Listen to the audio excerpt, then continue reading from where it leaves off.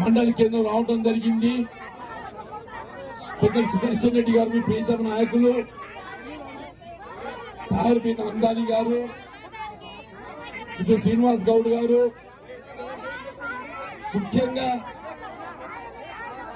వివిధ గ్రామాల నుండి తరలి వచ్చినటువంటి రైతు సోదరులు, యువమిత్రులు, మా తల్లులు, ఆడబిడ్డలు, కాంగ్రెస్ కార్యకర్తలు, అభిమానులు అందరికి నమస్కారం చెప్తూ పెద్ద సుదర్శన్ రెడ్డి గారు వాస్తవంగా స్థానికంగా ఉండే పరిస్థితులు, ప్రభుత్వ పరంగా చేపట్టే కార్యక్రమాలను మనం వివరించడం జరిగింది.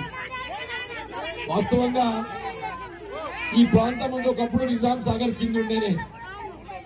నిజాం సాగర్ టేలెంట్ ప్రాంతం కావడంతో కాలువలు అందడం లేదనే భావనతో పెద్ద ఆయన స్వయంగా ఒక రైతు బిడ్డ కాబట్టి రైతు కావాల్సిన కాలువలు కల్పింపజేయాలనే భావనతో అలీ సాగర్ ఎత్తిపోతున్న పథకాన్ని ఏర్పాటు చేసి ఈ ప్రాంతం అంతా కాలువ నీరు అందింపజేస్తున్న ఘనత మరి పెద్ద సుదర్శన్ రెడ్డి గారితో చెప్పక తప్పదని చెప్పంటున్నారు.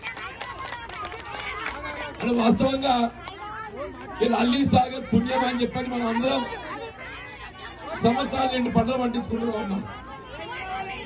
దాంతో పాటుగా ఇంకెక్కడైనా కాలువ నీళ్లు రాని కాడ బావులపై ఆధారపడ్డా, బోరు బావులపై ఆధారపడ్డా రైతాంగానికి విద్యుత్ భారత్ కాకూడదనే భావనతో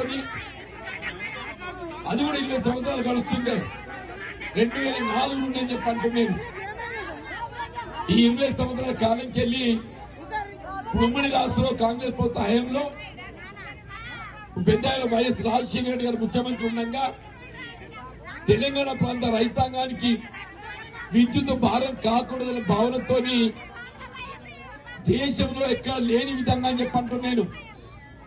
ఇక్కడ మన అమీపేట గాని, బోధనే గాని, నిజామాబాదే గాని రైతాంగానికి వ్యవసాయ రంగంలో ఉచిత విద్యుత్ లభిస్తుందని చెప్పంటే దేశంలో ఎక్కడ లేదు. ఇది కేవలం కాంగ్రెస్ పార్టీ మాత్రమే రైతాంగానికి వ్యవసాయ రంగాల్లో ఉచిత విద్యుత్ సౌకర్యం